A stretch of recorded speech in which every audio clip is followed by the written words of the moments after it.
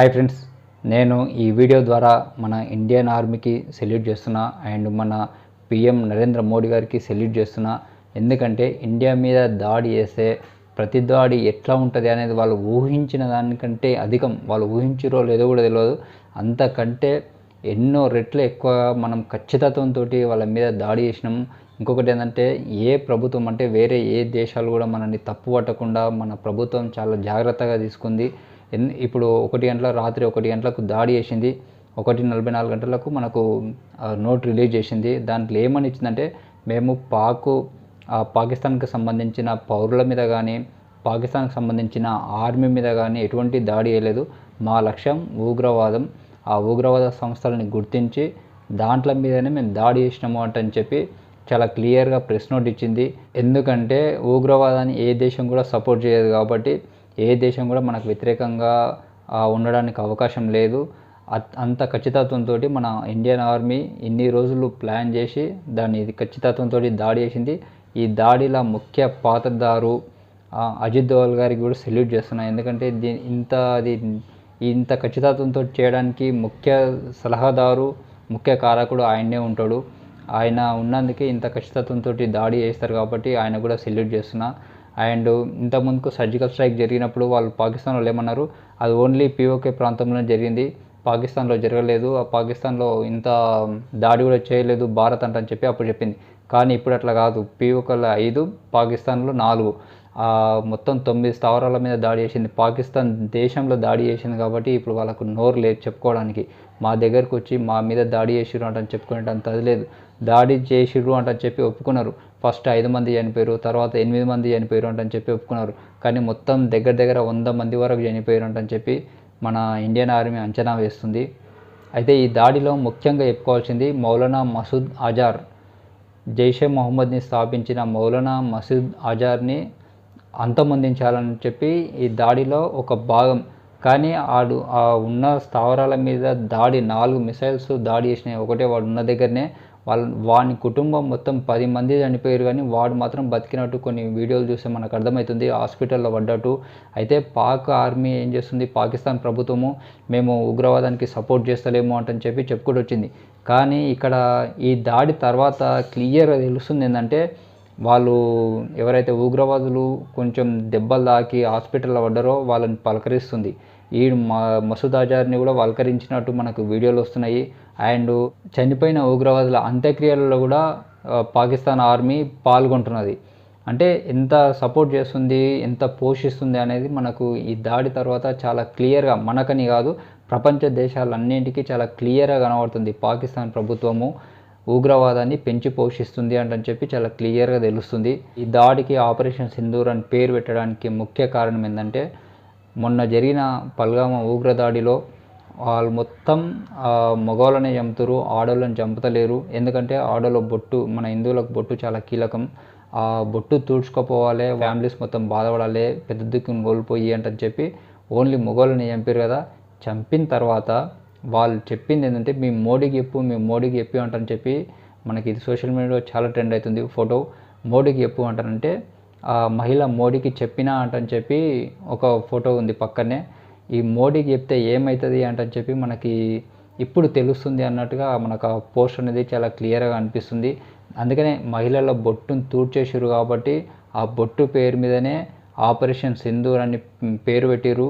ఈ పేరు కూడా మోడీ సూచించిండు అని చెప్పి కూడా మనకు చాలా క్లియర్గా అర్థమవుతుంది.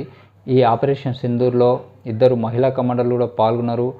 ఒకరు colonel Sofia Qureshi, wing commander Vyomika Singh, వీళ్ళిద్దరు కూడా పాల్గొని మన ఈ దాడిని విజయవంతం చేశారు. అదే పాకిస్తాన్ రక్షణ మంత్రి మీడియాతోటి మాట్లాడుతూ మాకు యుద్ధం చేయాలని లేదు, ఒకవేళ భారతీయంగా మళ్ళీ ఏమైనా దాడులు చేస్తే మేము ఖచ్చితంగా యుద్ధం చేస్తామంటని చెప్పి చెప్తుంది. కానీ మనతోటి యుద్ధం చేసే కెపాసిటీ వాళ్ళకి లేదు, యుద్ధం చేయలేరు. ఒకవేళ యుద్ధం చేసే 3-4 రోజులనే మొత్తం అయిపోతారు. ఇప్పటికే వాళ్ళు మొత్తం ఆ బార్డర్లు ఉన్న వాళ్ళు, అటకించిన వాళ్ళు మొత్తం పోయి బంకులలో దాక్కుంటున్నారు. ఆ ప్రభుత్వమే వాళ్ళని దాపెడుతుంది. అట్లా ఉంది సిచ్యువేషన్ అక్కడ. మనతోటి యుద్ధం చేస్తే వాళ్ళు తట్టుకునే పరిస్థితులు లేరు. అయితే ఇట్లా యుద్ధం వద్దు అంటూనే మన ఎల్ఓసి పక్కన మొత్తం ఇట్లా దాడులు చేస్తారు, అమాయక ప్రజల మీద దాడులు చేస్తారు, గన్ ఫైర్ చేస్తారు. ఇప్పటికీ 15 మంది చనిపోయారు, 40 మంది పైన గాయపడ్డారు. మన ప్రభుత్వం కూడా వాళ్ళని తిప్పి కొడుతుంది, మన ఇండియన్ ఆర్మీ కూడా వాళ్ళని తిప్పి కొడుతుంది. కానీ అట్లే చేస్తే మాత్రం ఖచ్చితంగా దీనికి ధీటైన బదులు ఇవ్వాల్సి వస్తుంది అని చెప్పి తెలుస్తుంది. ఎందుకంటే మన అమాయక ప్రజల మీద దాడి చేస్తారు, 15 మంది చనిపోయారు, 40 మంది పైన గాయపడ్డారు. దీనికి ఖచ్చితంగా ఒకవేళ గట్టిగా బదిలిస్తే మాత్రం యుద్ధానికి దారితీసే పరిస్థితులు అయితే ఉన్నాయి.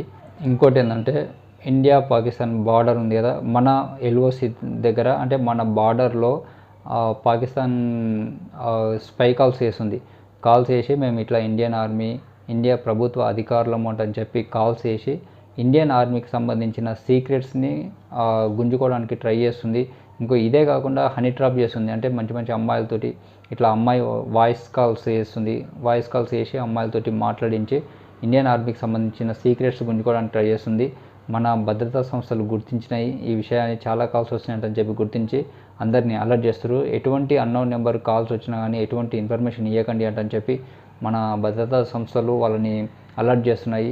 ఇట్లా ఎందుకంటే వాళ్ళకు చేతగాక అమాయక ప్రజల మీద కాల్పులు చేసుకుంటా అమాయక ప్రజలను టార్గెట్ చేసుకొని ఇట్లా చేస్తున్నారు. పాకిస్తాన్ అయితే యుద్ధానికి తయారవుతుందా లేకపోతే మళ్ళీ ఏమైనా దాడులు చేస్తే తప్పించుకోవాలా అర్థం కాక అక్కడైతే కొంచెం వాతావరణం అయితే కొంచెం సీరియస్గా ఉంది.